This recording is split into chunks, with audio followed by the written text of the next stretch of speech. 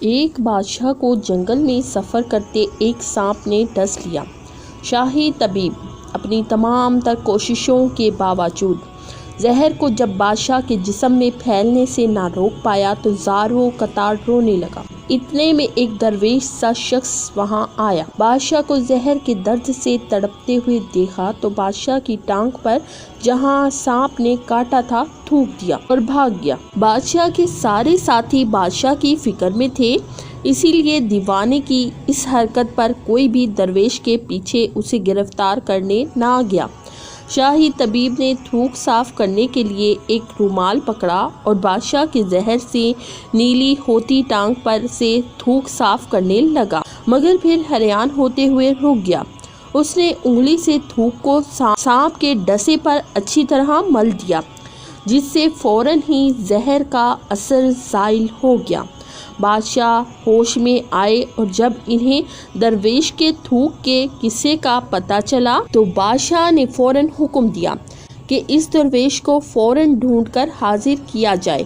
سپاہی چاروں طرف پھیل گئے اور تھوڑی ہی دیر میں درویش کو ایک درخت کے نیچے چا لیا اور پکڑ کر بادشاہ کے سامنے پیش کر دیا۔ بادشاہ نے ادب سے درویش سے کہا، ہم گناہ گاروں کی آنکھ آپ کو پہچان نہ سکی، جس کے لیے میں معذرت چاہتا ہوں۔ آپ سے درخواست کرتا ہوں کہ میری طرف سے یہ قیمتی پوشاک اور عربی گھوڑا قبول کیجیے۔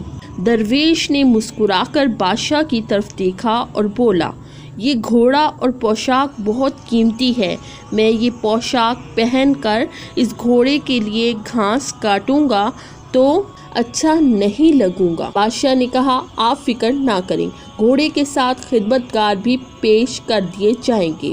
درویش بولا، اتنی قیمتی پوشاک، قیمتی گھوڑے اور خادموں کے ساتھ میں رہوں گا کہاں؟ اس دفعہ بادشاہ مسکرایا اور بولا، آپ کے لیے ایک عالیشان رہائش گاہ بھی تعمیر کر دی جائے گی۔